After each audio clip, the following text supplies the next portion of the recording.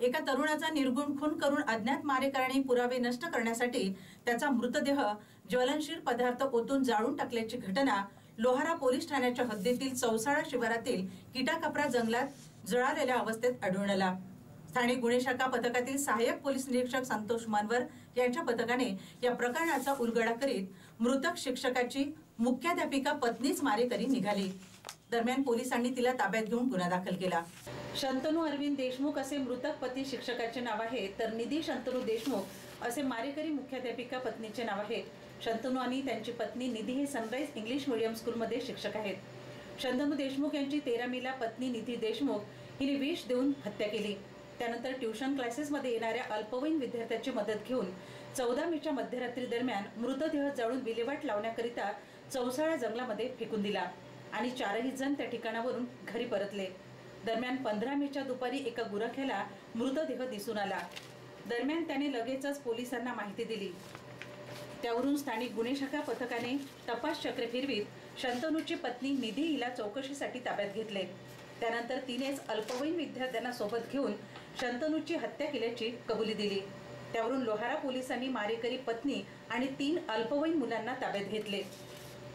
दरम्यान या प्रकरणाचा उलगडा करण्यास स्थानिक गुन्हे शाखा पथकाला यश आले। सदर कारवाई ही जिल्हा पोलीस अधीक्षक कुमार चिंता, अपर पोलीस अधीक्षक पियुष जगताप, स्थानिक गुन्हे शाखा पथकाचे पोलीस निरीक्षक सतीश चौरे यांच्या मार्गदर्शनात स्थानिक गुन्हे शाखा पथकाचे सहाय्यक पोलीस निरीक्षक संतोष मनवर, योगेश गटलेवार, अजय डोळे, विनोद राठोड, निलेश राठोड, ऋतुराज मेंढवे, आकाश सहारे यांनी या प्रकरणाचा उलगडा करीत कारवाई पार पडली। पोलीस स्टेशन लोहारा हद्दीमध्ये चौसाळ्याच्या जंगलामध्ये एक अर्धवट जळालेल्या अवस्थेमध्ये एक मृतदेह मिळून आला होता।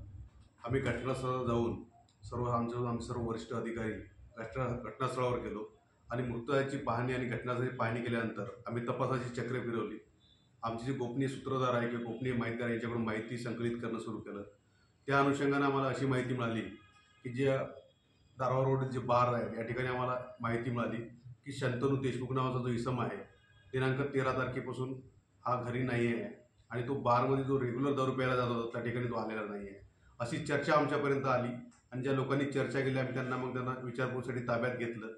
ताब्यात घेतल्यानंतर त्यांना आम्ही विचारलं तर त्यांनी सांगितलं की 13 तारखेपासून आमच्याकडे शंतनू देशमुख आलेला नाही, तो रेग्युलर यायचा पण तो आलेला नाही।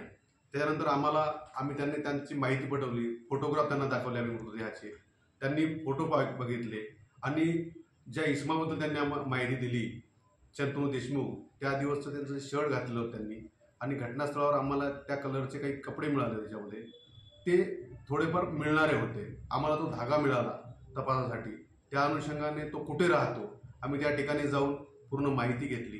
त्याची जी पत्नी आहे निधी तिवारी, तिचं पूर्वीचं नाव सध्या निधी देशमुख, हिची आपण पूर्ण माहिती घेतली, विचारपूस केली। तिच्या बोलण्यामध्ये तफावत आढळून आली। त्या अनुषंगाने तिला अधिक विचारपूस केली असता तिने गुन्ह्यासंबंधाने तिच्याकडून तिचे पती शंतनू देशमुख याच्याकडून तिला जो त्रास होत होता त्याला कंटाळून तिने ते पाऊल उचलले की त्याचा खून करून त्याचा मृतदेह विल्हेवाट लावून तिने ठरवलं।